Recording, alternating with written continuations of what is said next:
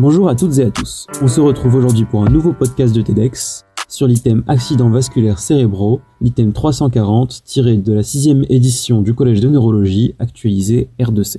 Dans ce podcast, après avoir défini l'AVC et donné quelques points clés épidémiologiques de cette pathologie, nous parlerons de la présentation clinique générale des AVC, de leurs différentes étiologies, de la prise en charge et enfin de leur prévention primaire et secondaire. Tout d'abord la définition. Un accident vasculaire cérébral, ou AVC, est une pathologie qui se caractérise cliniquement par un déficit neurologique focal d'apparition brutale. C'est la toute première phrase de notre item, et elle comporte 3 mots-clés cruciaux dans la compréhension de ce qu'est un AVC. Déficit, focal, brutal. Nous verrons un peu plus loin dans ce podcast le sens et l'importance de ces 3 mots-clés. Le terme AVC regroupe toutes les pathologies vasculaires cérébrales, qu'elles soient artérielles ou veineuses. C'est-à-dire, premièrement, les AVC ischémiques artérielles, qui représentent 80% des occurrences et qui se séparent en 2 grandes sous-catégories, les accidents ischémiques transitoires et les infarctus cérébraux. Deuxièmement, cette fois-ci les AVC hémorragiques, qui représentent 20% des AVC. Dans ces catégories, environ un quart des hémorragies sont sous-arachnoïdiennes. Dans ce cas, la prise en charge est complètement différente et est traitée dans un item dédié, l'item 341, hémorragie méningée. Et enfin, une 3e catégorie, plus rare et qui ne sera pas détaillée dans cet item, les thromboses veineuses cérébrales. D'un point de vue épidémiologique, les AVC représentent environ 150 000 occurrences par an, avec une tendance à la hausse du fait du vieillissement de la population et de la croissance démographique. Environ un quart des AVC sont des récidives chez des patients ayant déjà des antécédents cérébrovasculaires, d'où le rôle crucial de la prévention secondaire dans cet item. C'est une pathologie qui touche tous les âges, mais en grande majorité après 65 ans, avec une moyenne autour de 73 ans. Il s'agit de la première cause de handicap moteur acquis chez l'adulte et de la première cause de mortalité chez la femme, seconde chez l'homme après le cancer. C'est la 2e cause de troubles cognitifs majeurs après la maladie d'Alzheimer. Voilà pour la partie épidémiologique de cet item 340. Passons maintenant à quelques éléments clés de la physiopathologie de cet item. Le cerveau est un organe qui, pour son bon fonctionnement, a besoin de glucides et d'oxygène, 2 éléments dont il ne dispose d'aucune réserve. Cette absence de réserve explique que le moindre arrêt aigu de perfusion sanguine cause immédiatement une ischémie de la zone en aval. La gravité de cette souffrance cérébrale et la vitesse de son extension dépendra de la qualité de la mise en jeu de la vascularisation de suppléance. Lors d'un AVC par infarctus cérébral, il existe systématiquement une zone centrale où l'on retrouve une nécrose définitive du parenchyme cérébral. Et autour, une zone périphérique qui souffre d'ischémie, mais dont les cellules ne sont pas encore nécrosées. Cette zone peut théoriquement retrouver son état initial si elle est revascularisée. Cependant, on considère que chaque minute passée en ischémie est responsable de la nécrose de 2 millions de neurones. Petit à petit, la zone nécrosée centrale gagne du terrain sur cette zone périphérique, que l'on appelle la zone de pénombre.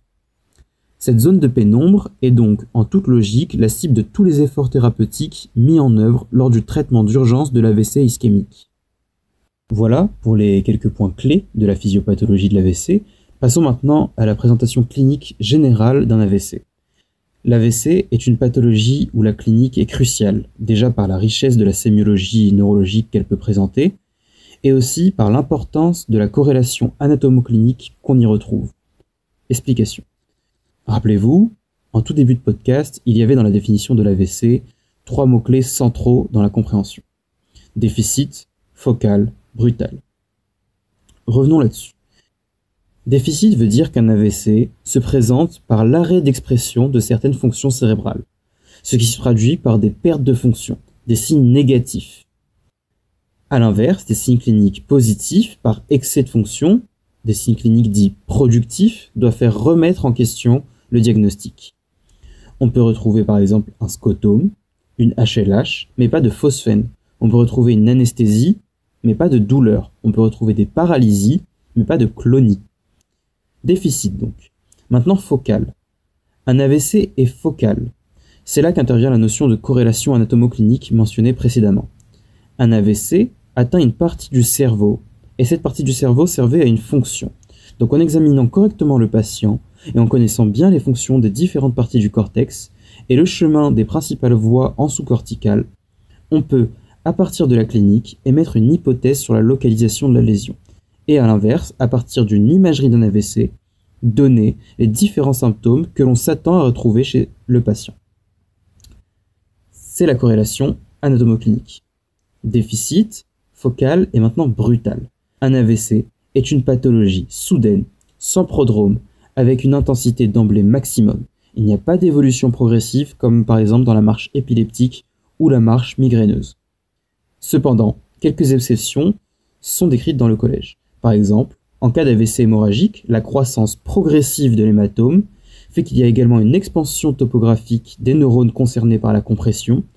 Cliniquement, cela se reflète par une aggravation progressive, imagément appelée en tache d'huile.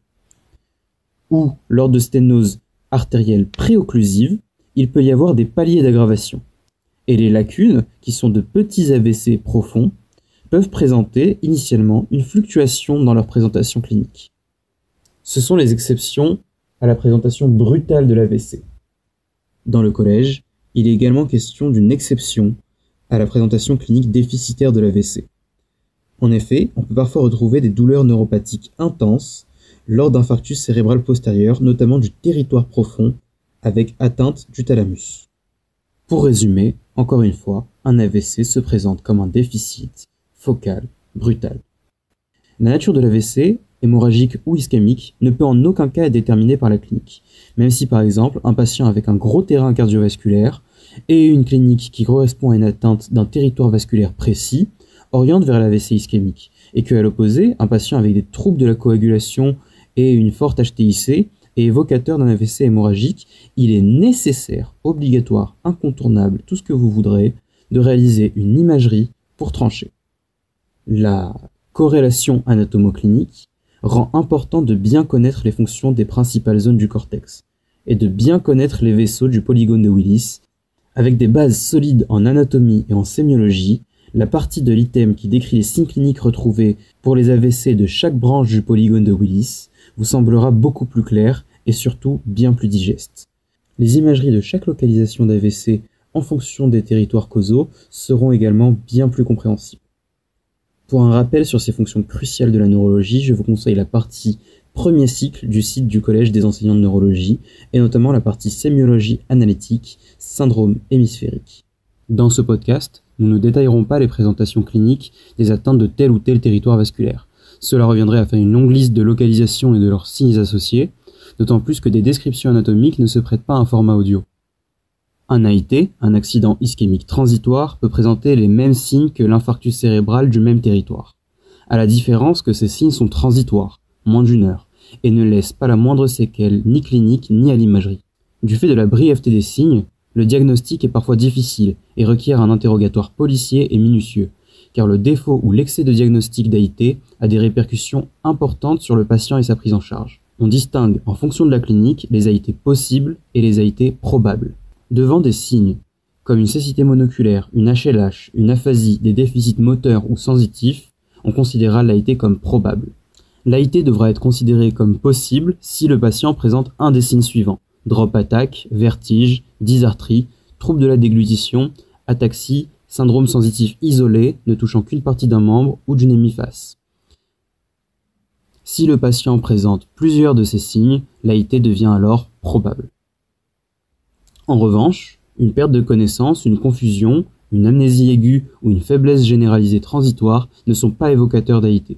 Le diagnostic de l'AIT est une urgence à côté de laquelle il ne faut pas passer. En effet, nous savons que 30% des AVC sont précédés d'AIT, et que 10% des AIT récidivent en infarctus cérébral dans le mois qui suit en l'absence de traitement.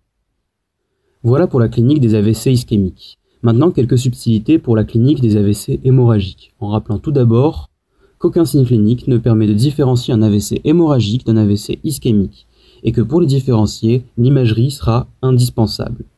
Pour les AVC hémorragiques, la clinique ne se systématise pas à un territoire vasculaire et dépend de la localisation de l'hématome, qu'on sépare en hématome profond pour l'atteinte des noyaux gris centraux, en hématome superficiel ou lobaire, et en hématome sous-tentoriel pour les hématomes du pont, de la protubérance ou du cervelet. Les AVC hémorragiques ont également tendance à apporter des céphalées plus fréquentes et plus sévères, ainsi que des troubles de la vigilance plus précoces, en conséquence de l'hypertension intracrânienne. Parlons maintenant des étiologies des AVC. Nous séparons les étiologies des AVC ischémiques et les étiologies des AVC hémorragiques, qui sont différentes. Dans la majorité des cas, les AVC ischémiques sont causés soit par des pathologies des grosses artères, des macroangiopathies, soit par des pathologies des petites artères et des artérioles, les microangiopathies, soit par des cardiopathies emboligènes. Dans les pathologies macroangiopathiques, on retrouve l'athérosclérose, qui peut causer des ischémies cérébrales par des mécanismes thromboemboliques ou thrombotiques. On retrouve également la dissection d'artères cervico-encéphaliques, qui est une des causes les plus fréquentes des AVC cérébraux chez le sujet jeune. Elles peuvent se retrouver dans un contexte post-traumatique ou se retrouver dans un contexte plus général comme la maladie d'Ehlers-Danlos ou la maladie de Marfan. Toujours dans les macroangiopathies, on peut retrouver des causes plus rares, comme des vascularites dans la maladie de Horton ou des syndromes de vasoconstriction réversibles. Pour ce qui est des AVC microangiopathiques, notamment dans le cas des AVC dits lacunaires, qui sont tout simplement des petits AVC profonds liés à l'occlusion d'artérioles sur une artériopathie locale, la lipohyalinose. Le principal facteur de risque est l'HTA. Enfin, la troisième étiologie la plus fréquente en cas d'AVC ischémique est représentée par les cardiopathies emboligènes. La liste de ces cardiopathies emboligènes est longue et la plus fréquente est la fibrillation atriale.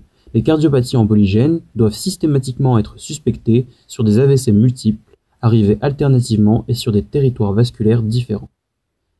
Les étiologies principales des AVC ischémiques sont donc les macroangiopathies, comme l'athérosclérose et les dissections artérielles, les microangiopathies, notamment avec les AVC lacunaires, et les cardiopathies emboligènes, en grande partie l'AFA.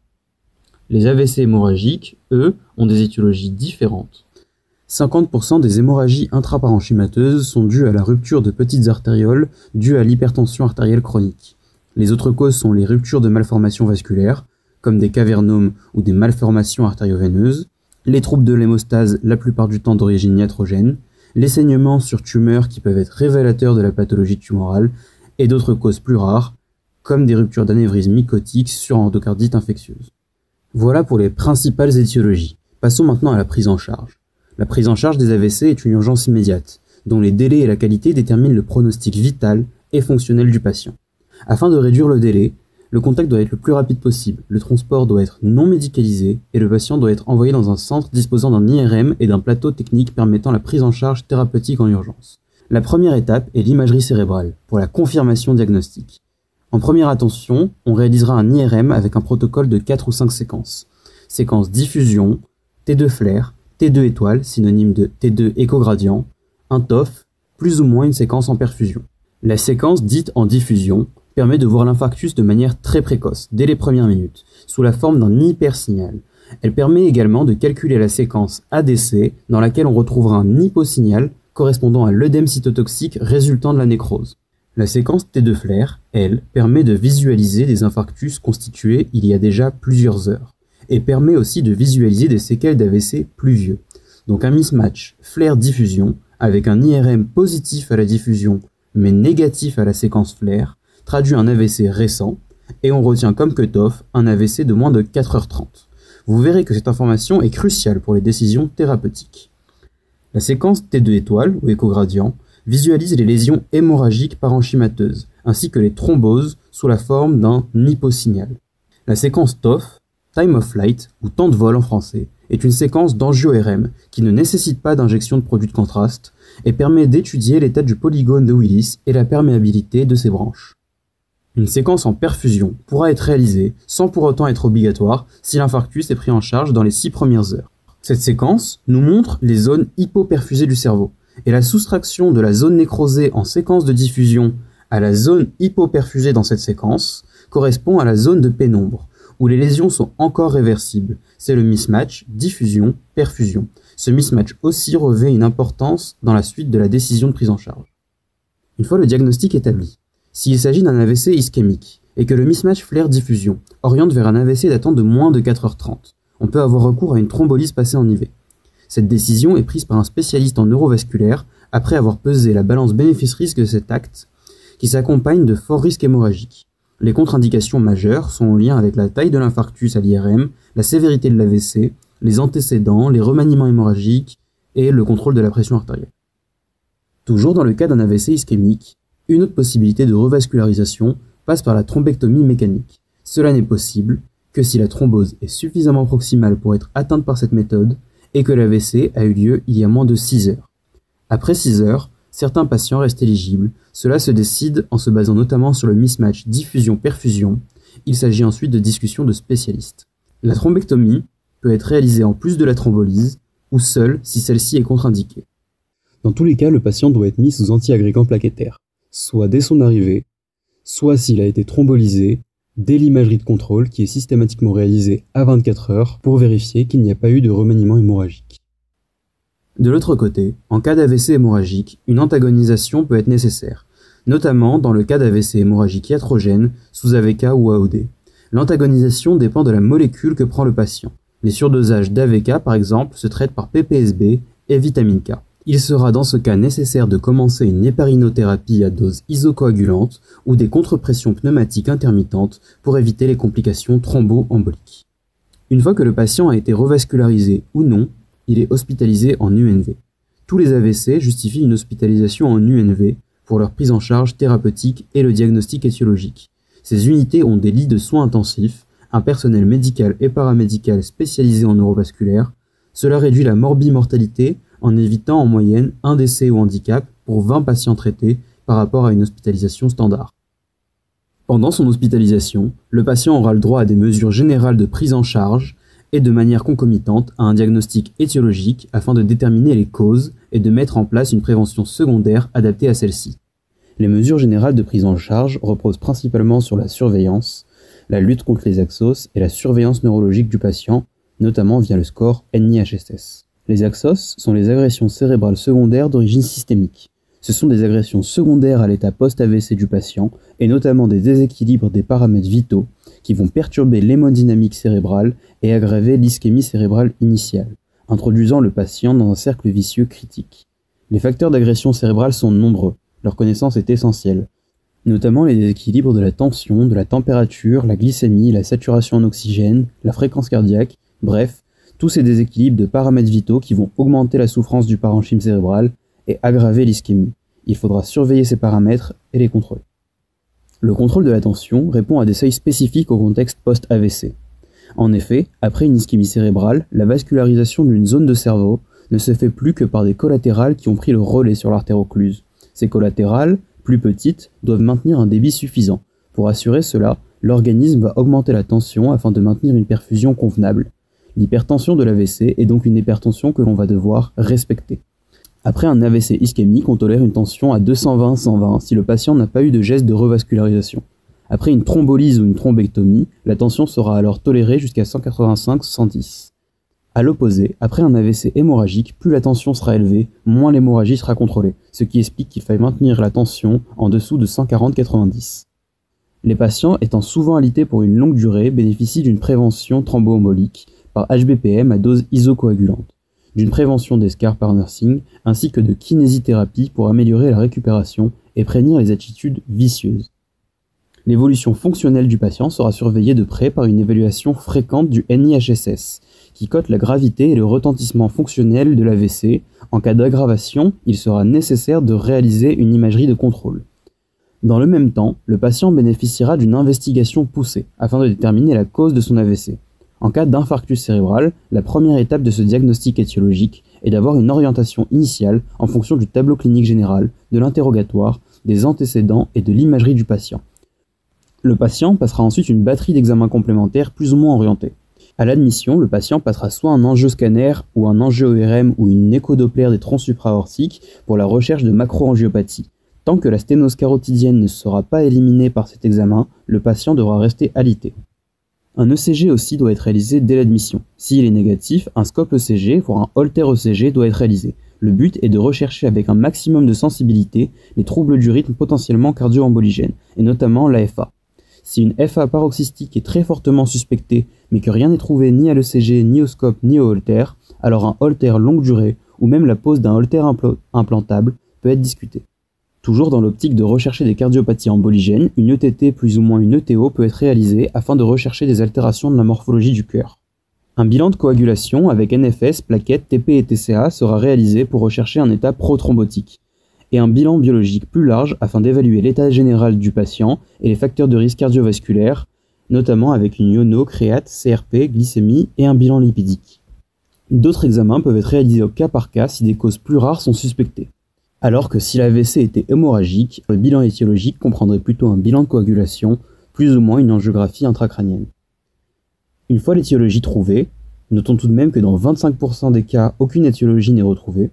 Une fois l'étiologie trouvée, une prévention secondaire adaptée à celle-ci peut être débutée afin de diminuer le risque de récidive et de complications. Si le bilan rapporte que l'AVC a été causé par de l'athérosclérose, alors la prévention secondaire repose évidemment sur la prise en charge des facteurs de risque cardiovasculaire, HTA, diabète, hypercholestérolémie, etc. Pour les sténoses carotidiennes symptomatiques, serrées à plus de 70%, une endartérectomie est indiquée, et pourrait être discutée pour les sténoses entre 50 et 70%. Si l'AVC est dû à une cardiopathie emboligène, alors l'important est d'anticoaguler le patient. Les anticoagulants oraux sont les traitements de référence. Parmi eux, les AOD comme les anti-XA et le dabigatran présentent moins de risques hémorragiques pour une même efficacité que les AFK. Ils sont les médicaments de première intention, sauf contre-indication, comme dans les insuffisances rénales sévères ou en cas de fibrillation atriale sur rétrécissement mitral. Les AVK peuvent alors les remplacer avec un INR cible entre 2 et 3, pareil si le patient possède une valve mécanique, avec une cible cette fois-ci entre 2,5 et 3,5. Il faudra toujours évaluer les risques hémorragiques lors de la mise en place d'anticoagulants par le score ASBLEED. Pour les cardiopathies à risque embolique modéré ou mal déterminé, le rapport bénéfice-risque penche vers les risques hémorragiques avec des anticoagulants, alors les antiagrégants plaquettaires seront généralement privilégiés. Si l'AVC est hémorragique, alors la prévention secondaire repose sur les traitements étiologiques, contrôle de l'HTA, traitement des malformations vasculaires, correction des troubles de la coag. Voilà pour la prise en charge et la prévention. Pour terminer, parlons rapidement des pronostics et du suivi des patients post-AVC. Les pronostics des AVC restent assez sombres, avec 20% de morts à 1 mois et 40% à 1 an. La surmortalité à distance est essentiellement due à une hausse du risque coronarien. À distance d'un AVC, un tiers des patients survivants sont dépendants, un tiers garde des séquelles mais sont indépendants, et le dernier tiers retrouve son état pré-AVC. Le pronostic est meilleur pour les AVC peu sévères chez des sujets jeunes avec un entourage aidant. Le pronostic d'un AVC est très difficile à donner à la phase aiguë. Le principal de la récupération se fait dans les 3 premiers mois et peut aller jusqu'à 6 mois. Les patients doivent bénéficier d'un suivi afin d'évaluer les séquelles et les complications et de s'assurer que le traitement est efficace, bien toléré et observé, notamment pour les anticoagulants et les médicaments de maîtrise du risque cardiovasculaire. Le suivi initial se fait une première fois à 2 à 6 mois de l'AVC, puis à 1 an. Le rythme du suivi au-delà et les différents intervenants impliqués sont adaptés aux problématiques spécifiques de chaque patient. Et voilà, c'est tout pour ce podcast sur les AVC. J'espère que ça vous aura plu, que ça vous sera utile, et je vous souhaite plein de courage pour la suite.